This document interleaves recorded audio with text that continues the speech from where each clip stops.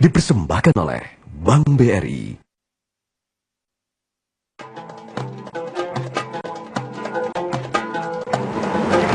Assalamualaikum warahmatullahi wabarakatuh, pemirsa. Alhamdulillah kita berjumpa kembali di acara Tafsir Al-Misbah bersama saya Ali Rohali. Dan selama 1 jam ke depan kita akan mencoba untuk menguraikan makna-makna yang terkandung di dalam Al-Quran. Dan seperti biasa ada Bapak Quraisy Shihab. Assalamualaikum Bapak.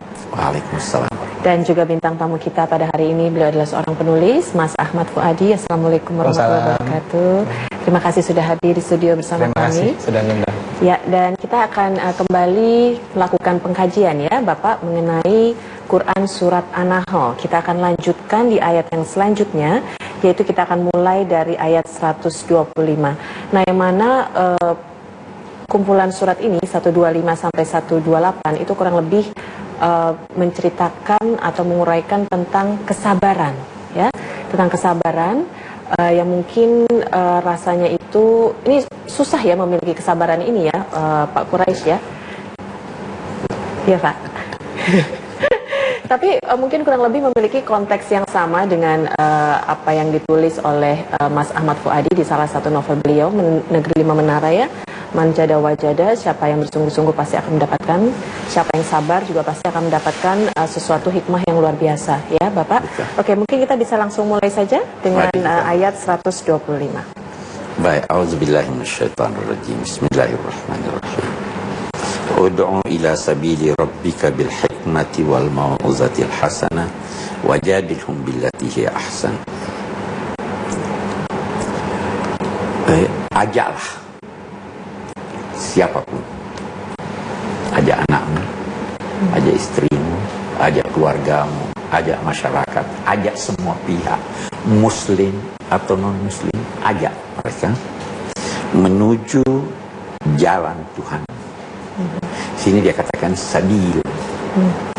Sabil itu sebenarnya jalan kecil. Sirat, jalan lebar. Semua sabil bisa memiliki jalan yang lebar.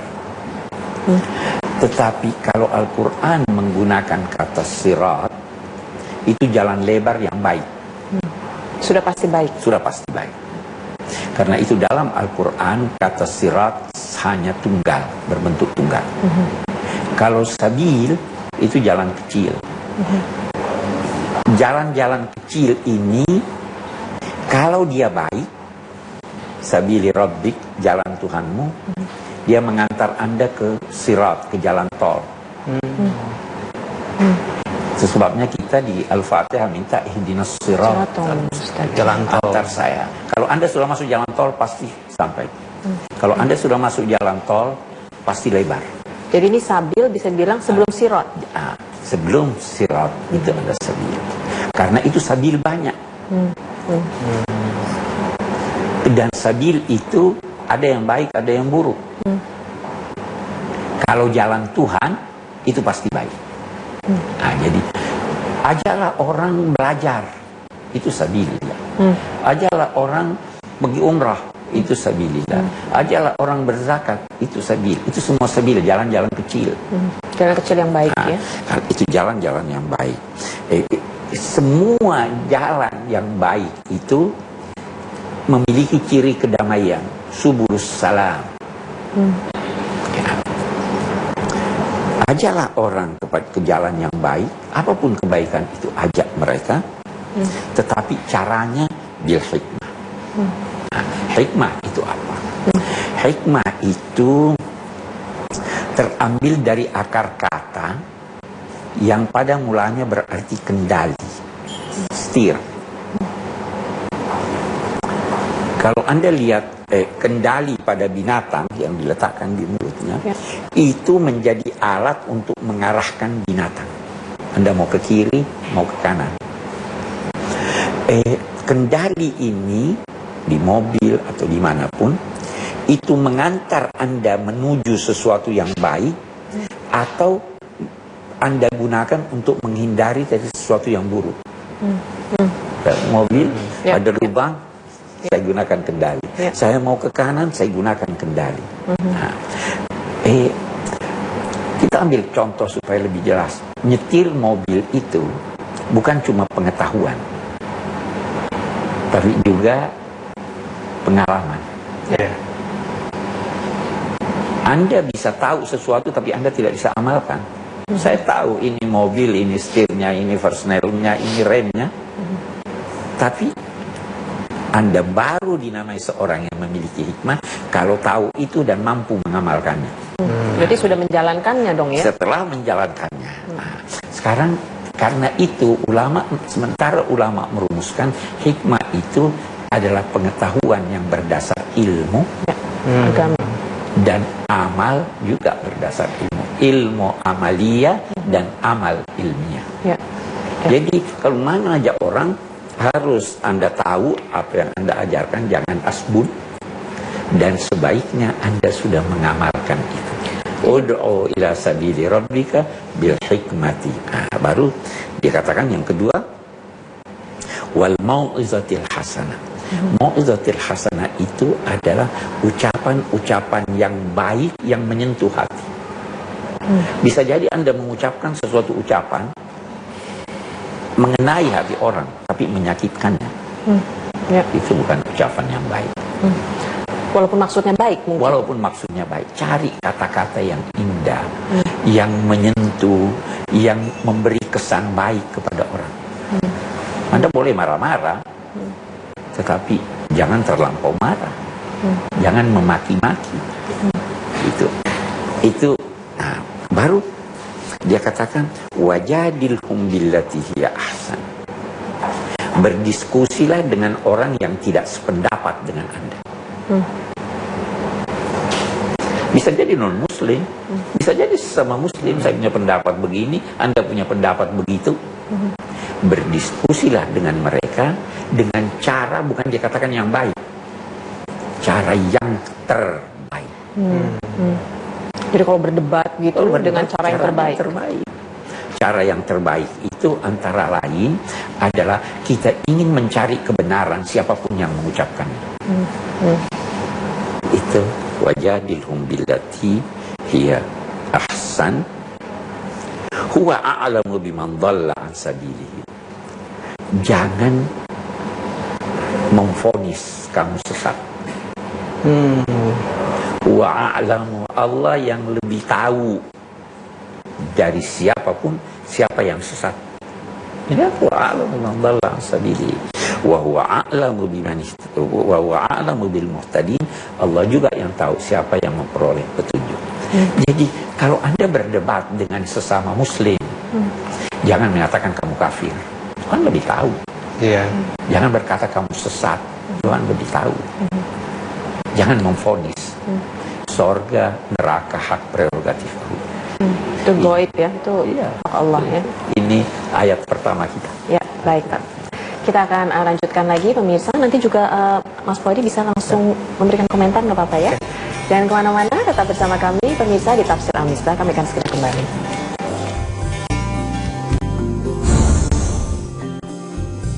Sukses dakwah itu bukan diukur dari gelak tawa orang.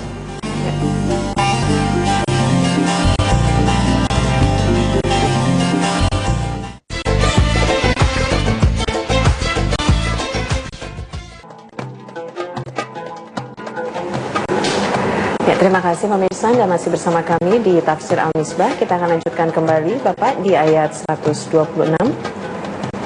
Baik. Jadi ayat yang lalu ini saya ingin ambil beberapa hal. Ayat yang lalu ini menjelaskan bagaimana cara kita berdakwah. Cara berdakwah itu, sukses dakwah itu bukan diukur dari gelak tawa orang. Bukan juga diukur dari ratap tangisnya. Tapi diukur dari dua hal. Ada sesuatu yang baru yang melekat di benaknya. Yang baru itu boleh jadi sesuatu yang tadinya belum dia ketahui. Boleh jadi juga tadinya dia tahu tapi dia salah paham. Salah paham. Jadi penyempurnaan gitu ya. Penyempurnaan atau penyempurnaan. Ya, itu satu. Yang kedua, boleh jadi dia sudah tahu tapi belum berkesan di hatinya. Ya. Kita suruh anak kita salat, Dia udah tahu salat wajib, tapi belum berkesan.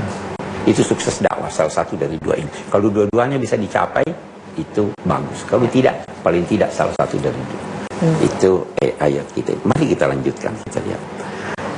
Wa in aqabtum fa'aqibu bimithli ma uqibtum bihi. Kalau kamu membalas, maka balaslah dengan persis sama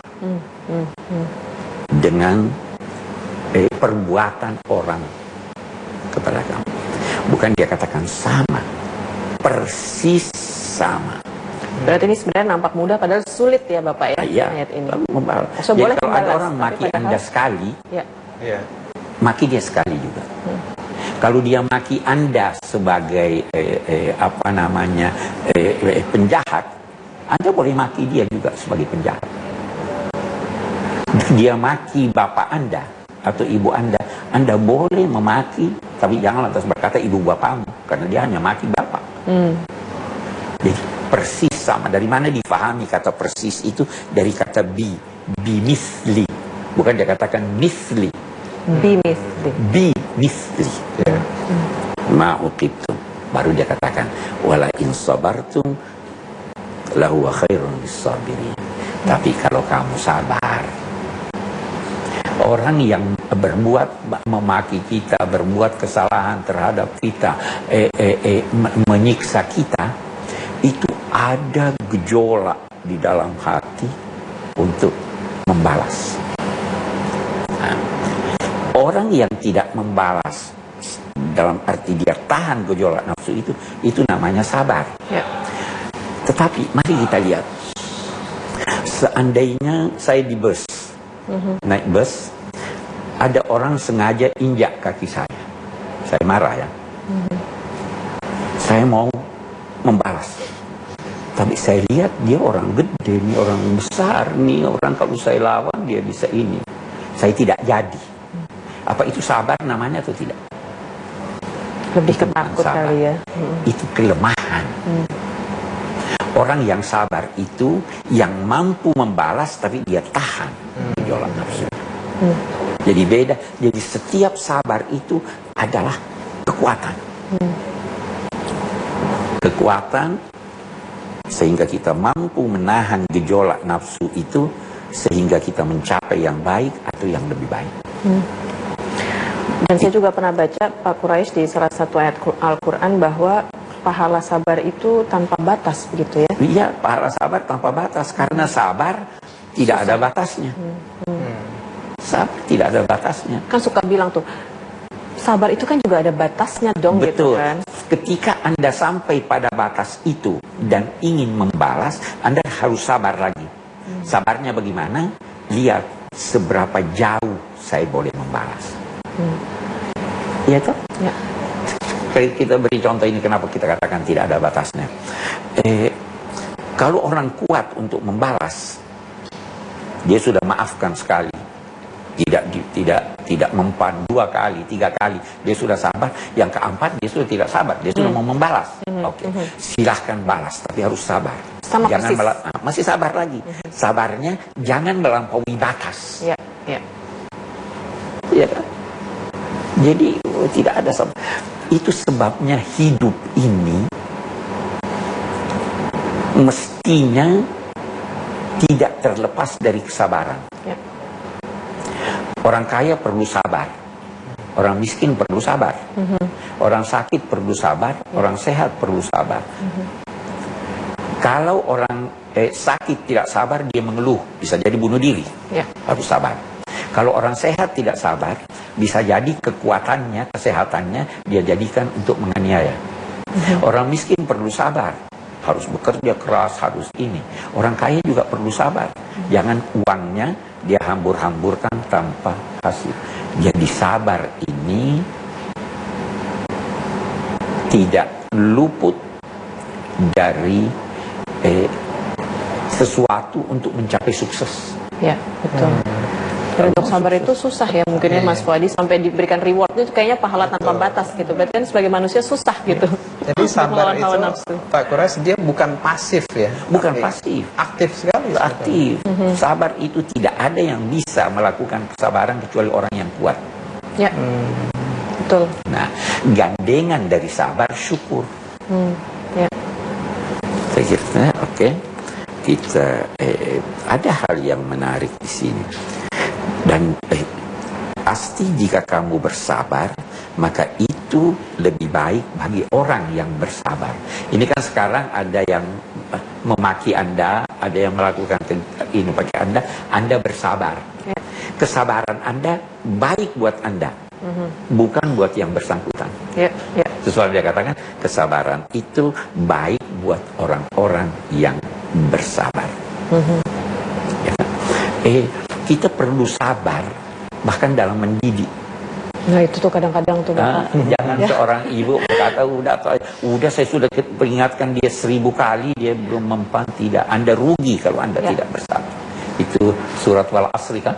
Ya. Semua manusia dalam kerugian kecuali ini dan orang yang saling ingat mengingatkan menyangkut Dan kebaikan. Ya. Oke, saya kira kita lanjutkan nanti atau masih ada waktu? Kita lanjutkan sedikit lagi. Oke. Sedikit lagi Bapak. Ada hal yang menarik. Kalau kita perhatikan redaksi ayat ini, dia berkata pada mulanya, jika kamu, wahai umat Islam, kamu dalam bentuk jamak, aqabtu. Boleh, kita ini yang tingkat rendah boleh membalas. Tapi ketika ada perintah bersabar, perintah ini berbentuk tunggal, ditujukan kepada Nabi Muhammad. Wasbir. Dia tidak katakan wasbiru. Semakin tinggi derajat seseorang, semakin lapang dadanya, semakin bersabar. Untuk orang awam boleh dibalas, kamu boleh. Tapi kalau udah lebih tinggi lagi, Kalau harus sudah lebih tinggi bersabar. derajatnya, dia akan bersabar. Nabi Muhammad tidak disuruh membalas. Ya, baik. Kita akan lanjutkan setelah ini mengenai hal itu, Bapak Quraisy. Jangan kemana-mana, tetap bersama kami pemirsa. Bagi Anda yang ingin terus bersabar di Tafsir Al-Misbah.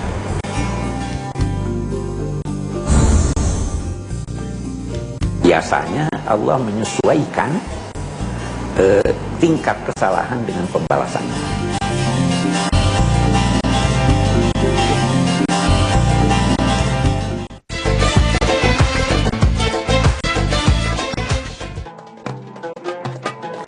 Ya baik pemirsa, kembali lagi bersama kami di Tafsir Al-Misbah. Kita akan lanjutkan kembali tadi mengenai bahwa perintah kesabaran kepada Nabi Muhammad gitu ya, itu berbeda dengan yang diperintahkan kepada kita, begitu Bapak? Iya, buktinya bedanya Anda diperbolehkan membalas. Ya. Kalau Nabi disuruh sabar dan menyerahkan kepada Allah. Allah yang membalas. Biasanya Allah menyesuaikan tingkat kesalahan dengan pembalasannya.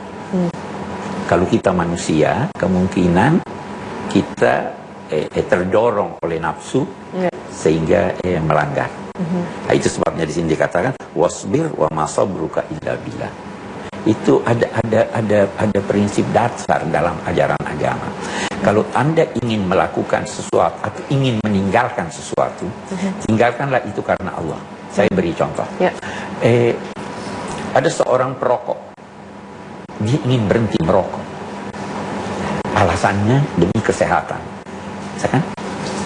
Akan lebih baik kalau dia berhenti merokok dengan berkata demi kesehatan dan karena ini adalah perintah Allah. Jadi dia kaitkan dengan Allah. Ya. Saya ingin marah kepada si A.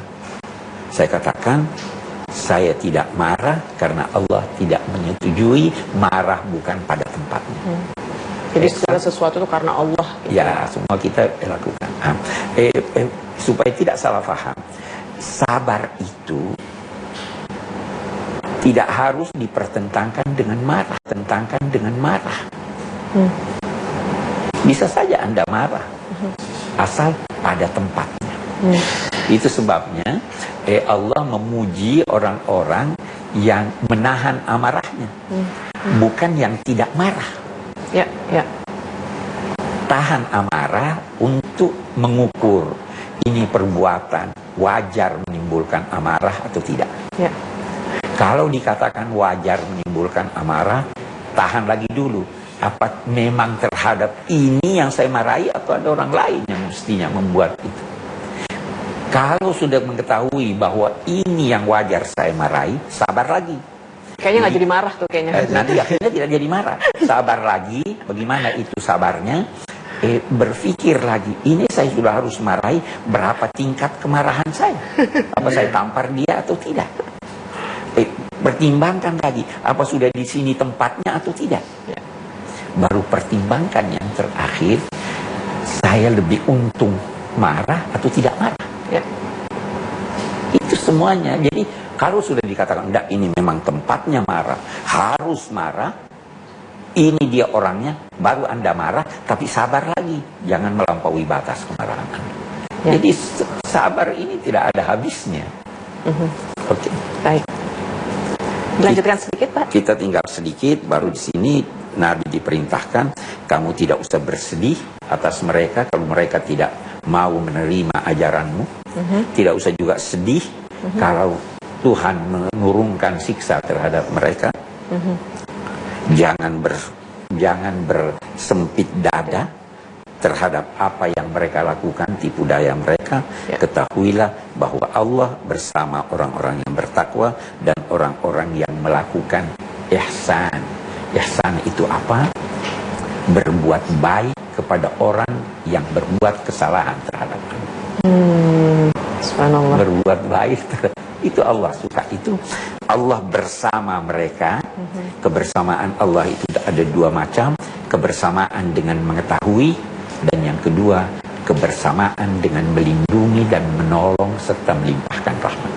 Aduh, subhanallah ya. Saya kira itu ayat. Baik, kita akan jawab dulu pertanyaan dari pemirsa di rumah, Bapak ya. Kita akan lihat terlebih dahulu tayangan VT-nya. Silakan. Assalamualaikum warahmatullahi wabarakatuh. Pak Quraish Shihab, saya Desika Puspitasari ingin bertanya, apakah jika kita disakiti atau disalimi orang, kita boleh membalas dendam? Terima kasih. Assalamualaikum warahmatullahi wabarakatuh. Kita boleh membalas dendam. Ya.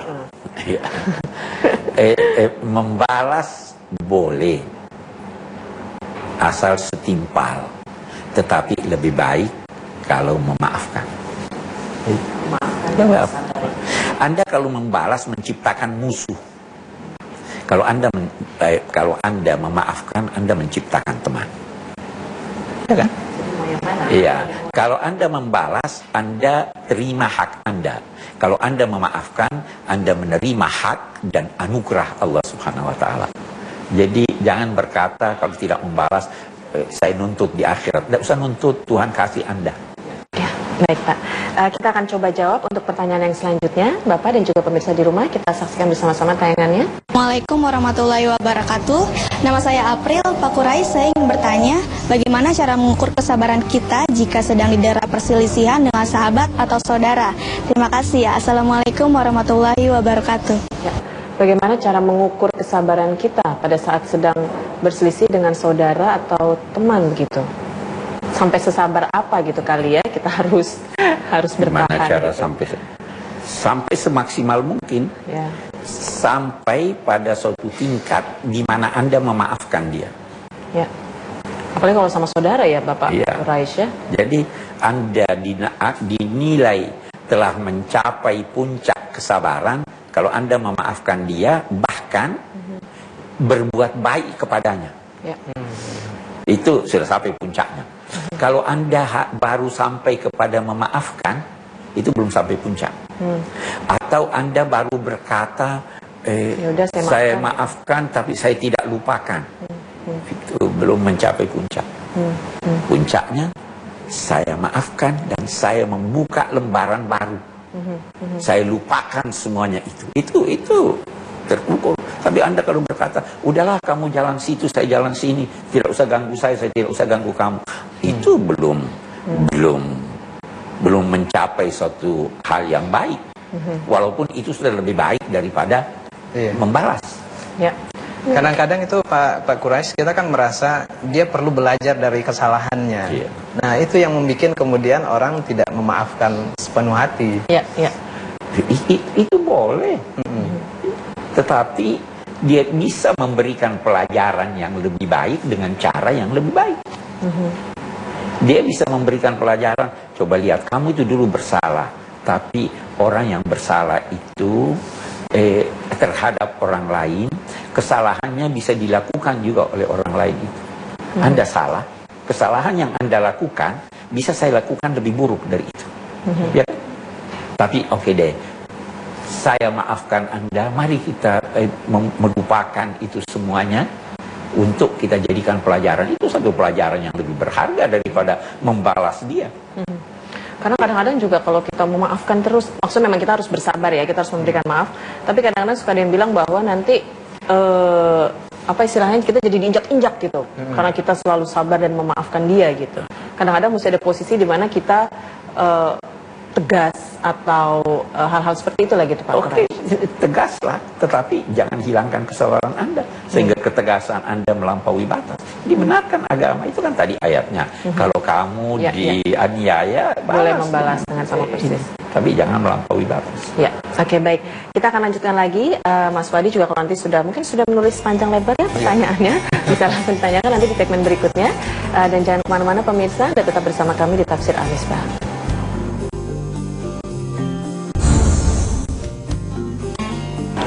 Petunjuk itu dari Allah,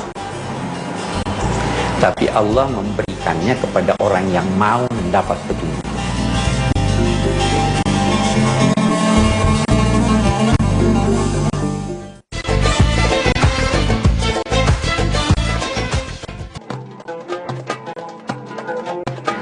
Ya baik pemirsa, Anda masih bersama kami dan kita akan lanjutkan dengan diskusi kembali ya. Diskusi dan mungkin Mas Fuadi ada yang ditanyakan kepada Bapak Quraisy, silakan. Pak Quraisy, saya itu tertarik dengan mungkin lawan dari sabar. Pak Quraisy itu kan mungkin marah ya. Dan saya lihat kadang-kadang saya sendiri dan mungkin juga banyak yang lain terpancing marah. Marah karena melihat orang lain kok tidak mengerti, atau mungkin orang lainnya kok sesat misalnya. Nah, Pak Quraisy mungkin bisa cerita sebetulnya orang yang diberi kesesatan atau yang diberi petunjuk Allah itu bagaimana sebetulnya, sehingga kita memahami orang itu nggak dengan gampang marah tentang kesesatan dan orang yang diberi petunjuk. Petunjuk itu dari Allah, tapi Allah memberikannya kepada orang yang mau mendapat petunjuk. Karena itu ada pesan, buka hati Anda supaya cahaya bisa masuk. Kalau Anda menutup pintu hati Anda, cahaya tidak akan masuk. Jadi harus ada upaya. Tuhan telah menyiapkan cahayanya di luar, buka pintu hati, masuk petunjuk. Tuhan menyiapkan cahayanya di luar, manusia tidak mau buka. Ya, Tuhan tidak mau menggedor, memaksa Anda buka. Itu. Jadi persoalannya adalah persoalan hati manusia. Mau dia atau tidak. Itu saya sering memberi contoh. Kalau Anda mau ke luar kota, mau ke airport, kok bisa bangun jam 4 subuh? Karena Anda mau tiba di airport tidak ketinggalan. Tapi kalau tidak mau ke sana, tidak terbangun. Kalau ada juga ayat mengatakan Allah itu maha kuasa, memberi petunjuk dan juga tidak memberi petunjuk. Nah itu supaya kita sabar melihat itu, Allah yang tidak memberi petunjuk itu bagaimana Pak Quraisy? Allah yang tidak memberi petunjuk itu dalam arti membiarkan orang yang memilih untuk sesat, membiarkannya sehingga dia tidak dapat petunjuk. Membiarkan. Nah, ini pola pikir ya. Jadi kita tidak gampang marah dan bersabar kalau melihat kondisi sesat, bahkan yang diberi petunjuk itu. Jadi jangan lebih bersemangat dari Tuhan. Tuhan memberi siapa lakum dinukum waliyadin. Yang mau sesat silahkan, yang mau ini silahkan, masing-masing dengan pilihannya dan mempertanggungjawabkan pilihannya. Saya terkadang mau paksa orang, kamu harus masuk Islam. Atau kita antar sama muslim, kamu harus anut pendapat saya. Kau punya pendapat salah. Ya, Tuhan memberi Anda kebebasan untuk memilih. Tapi tidakkah kita juga harus melakukan pembelaan gitu ya terhadap Kita agama melakukan pembelaan, kita melakukan ajakan, ya toh? Tetapi ingat ajakannya, bil hikmati wal mau'izatil hasanah. Kita perlu melakukan diskusi, tapi melakukan diskusi dengan cara yang terbaik. Kembali ke ayat pertama tadi. Kembali ke ayat pertama yang tadi. Betul. Nah, Pak Quraisy, saya di novel saya itu mengutip pepatah Arab, manjada wajada dan mansabara zafira. Ya. Kalau kita kaitkan dengan ayat tadi, kombinasi jada wajada dan sabara zafira itu gimana, Pak? Ya, betul. Pak Quraisy? Siapa yang bersungguh-sungguh untuk mendapatkan sesuatu, Tuhan bantu dia.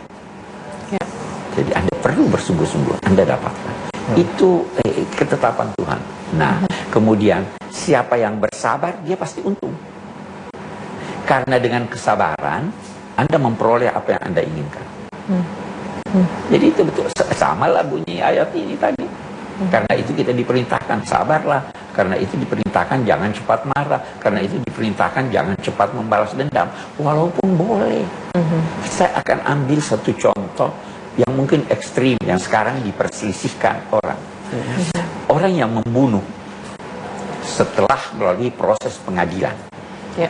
Dan ternyata salah. Boleh dibunuh atau tidak? Ini berkaitan dengan hukuman mati gitu. Al-Quran memberi tuntunan. Kamu boleh bunuh, tapi kalau kamu maafkan lebih baik. Ya. Nah, kenapa dia bolehkan membunuh? Karena kalau ada dendam di dalam hati dan itu tidak terlampiaskan, bisa jadi semakin merajalela si pembunuh. Iya. Bisa jadi kalau dia tidak memaafkan, kalau dia merajat, kalau tidak membalas, boleh jadi dia membalas melebihi daripada, ya kan? Dendam. Satu keluarganya terbunuh, dia boleh jadi bunuh 2 orang atau 3 orang. Karena apa? Karena tidak dibiarkan dia untuk melampiaskan apa yang dalam hatinya yang memang dibenarkan agama. Jadi kalau pembunuh tidak dihukum, bisa jadi keluarga terbunuh yang mengambil tindakan yang keliru. Betul. Karena itu harus dijatuhi hukuman yang setimpal. Ya. Saya kira itu ya. Jadi orang biasa berdiskusi tentang dilarang menjatuhi hukuman mati. Saya terus terang tidak setuju. Kalau memang setelah melalui proses pengadilan yang ini, yang adil, yang objektif, ya dibunuh. Iya. Oke. Satu lagi, Pak Quraisy, orang pengen untuk sabar, tapi kadang-kadang saya sendiri juga merasa nanti sabar terus sakit hati gitu, ngumpul dia di hati. Nah, itu bagaimana itu? Ya, Oke, itu tapi ada. nanti dijawabnya setelah ini ya. Setelah ini kita akan menjawabnya. Jadi jangan kemana-mana pemirsa, tetap bersama kami di Tafsir Al-Misbah.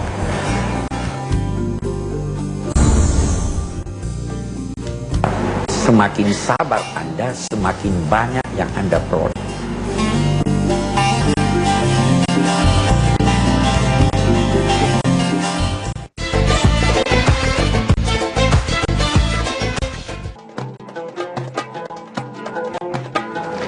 Ya baik pemirsa, kita akan lanjutkan kembali penguraian makna mengenai sabar. Ini kayaknya never ending discussion ya Pak Quraisy ya. Seperti yang tadi sudah ditanyakan oleh Pak Fuadi bahwa pastinya kita pengen bersabar ya. Pasti kita pengen mendapatkan kebaikan dari apa yang sudah dijanjikan Allah dalam Al-Quran tentang bersabar gitu. Tapi kadang-kadang ya itu tadi manusia nggak sempurna, kita bersabar tapi terus yang ada sakit hati gitu ya. Jadi sakit hati gitu. Nah itu gimana caranya gitu untuk Ya memang ada melepaskan hal itu? sementara psikolog barat yang menyalahfahami ajaran Islam tentang sabar ini, sehingga dia katakan itu berdampak negatif pada jiwa. Karena Memendam gitu ya? dipendam, dibawa sadar, sehingga suatu ketika meledak. Ya. Itu sebenarnya tidak demikian.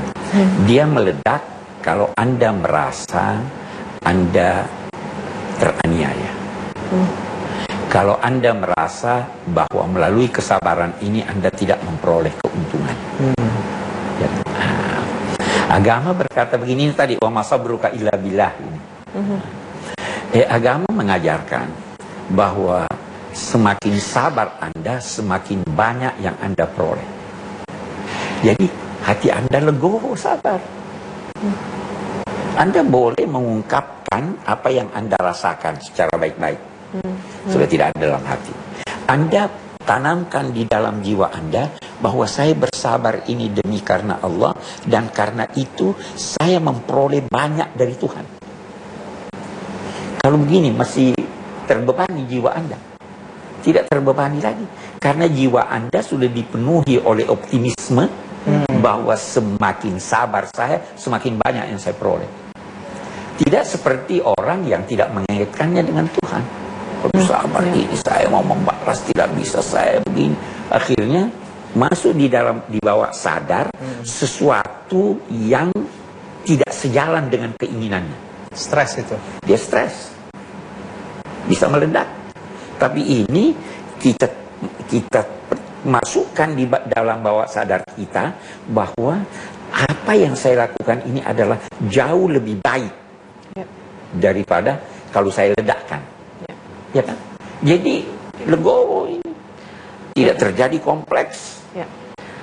Jadi mungkin intinya adalah kembali yang tadi Bapak Quraisy katakan bahwa semuanya itu harus karena Allah ya. Iya. Kembalikan itu kepada Allah. Mengikhlaskan ini karena Allah. Karena yakinlah Anda. Dan Allah tidak menepati janjinya. Tidak akan membiarkan Anda ini. Itu tadi akhir innallaha ma'al ladzina taqaw. Tuhan bersama dia. Ya. Bahkan bisa jadi Anda merasa bahwa kalau saya tidak diuji dengan kesabaran, Tuhan tidak senang pada saya. Ya. Saya tidak punya kesempatan untuk meraih yang baik. Saya sering katakan sama mahasiswa yang mau diuji, kalau tidak diuji-uji dia tidak lulus, tidak naik tingkat. Ya. Saya perlu diuji, saya perlu ini untuk mendapat sesuatu yang lebih baik. Ya. Jadi selalu meningkatkan level kita. Meningkatkan level kita. Si sabar ini ya. Si sabar ini meningkatkan level kita. Ada satu juga yang menarik Pak Quraisy, sabar dan ikhlas itu bagaimana mengkombinasikan atau bagaimana kita menempatkannya itu Pak Quraisy? Ikhlas itu, kita lihat ikhlas kalau kita masih punya waktu saya terangkan. Kalau Anda mempunyai suatu wadah, katakanlah gelas. Ya. Gelas itu mestinya berisi air yang bersih. Kalau Anda memasukkan satu batu ke gelas itu, maka batu ini supaya kembali dia murni, Anda harus keluarkan. Ya. Hati kita wadah. Isinya dalam konteks aktivitas adalah demi karena Allah. Kalau ada sesuatu selain karena Allah yang masuk di sini, Anda harus keluarkan. Mengeluarkannya itulah yang dinamai ikhlas. Mengeluarkan sesuatu yang bukan karena Allah dari wadah hati Anda.